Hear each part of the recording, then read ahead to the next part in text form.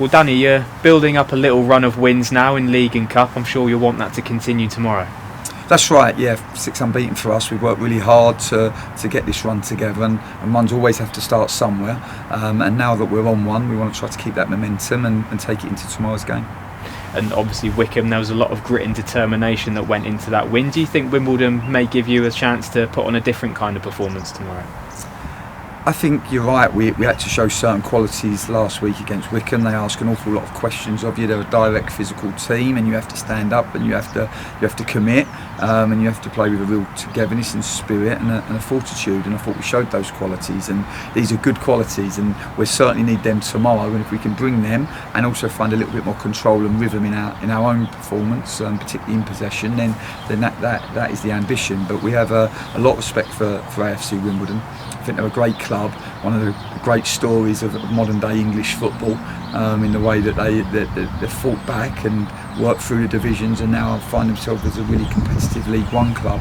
I think they're a young squad. They have some really good young players. They've recruited pretty aggressively towards that this summer, and signed some really good young players, and they have also brought some really good young players through their academy as well. So there's a lot to like about this Wimbledon team, and we certainly have full respect for them and know that we will have to be at our very best if we want to get the right result come tomorrow afternoon.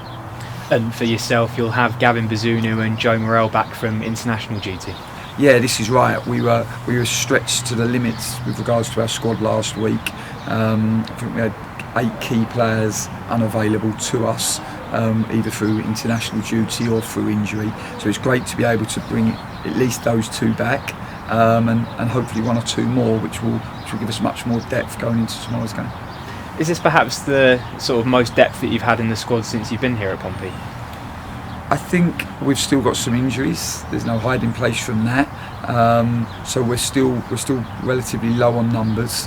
But like we showed last week, when our backs are against the wall, and we're facing adversity, if we can stick together and show the same resolve that we did last Saturday, then even if we're small in numbers, we can be big in heart. And I think a lot of people have pinpointed Bass versus Bazunu as one of your biggest headaches for tomorrow. How do you view that one? Yeah, I just see the positives in it. The fact that we've got 2 fantastic goalkeepers available to us, both putting their hand up, both in really good moments. I thought Alex was outstanding last week, both in the Crystal Palace game and in the game against Wycombe.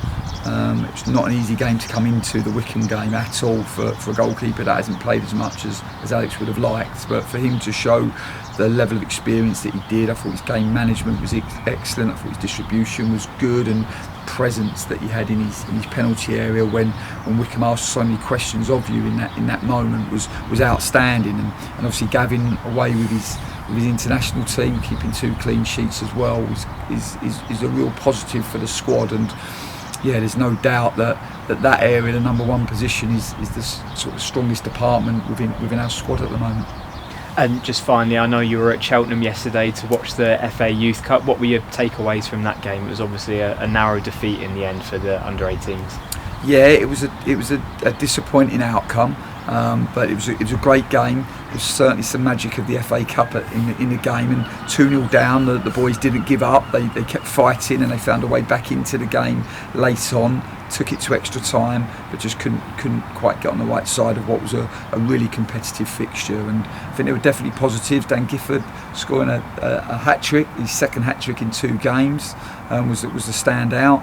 But certainly, more than that, just the way the boys fought for each other, and were really determined in their effort, were certainly the positives that I took away from the game.